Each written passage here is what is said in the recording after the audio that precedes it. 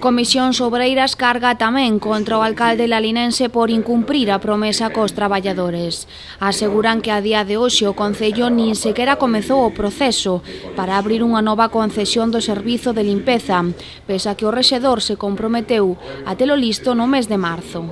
Pero as últimas noticias dicen que siguen con estas conversas, que hai diferencias importantes na valoración do que o Concello tendría que indemnizar a empresa en cantidades importantes, polo tanto que estamos en unha situación de total bloqueo e nos entendemos que hai un incumprimento claro e flagrante por parte do Concello e da empresa. O sindicato asegura que existe unha diferencia de 160.000 euros entre a valoración dos activos da empresa que fai o Concello e a da propia SUFI.